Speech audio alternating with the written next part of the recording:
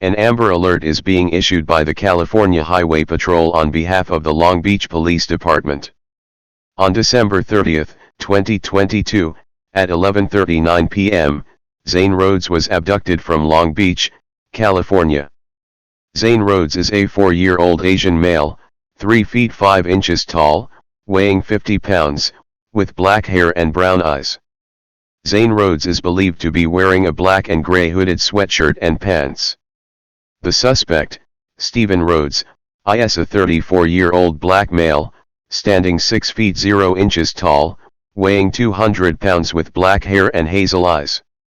The suspect was last seen driving a 2018 black Chevrolet Impala, with California license plate number 8KDW830.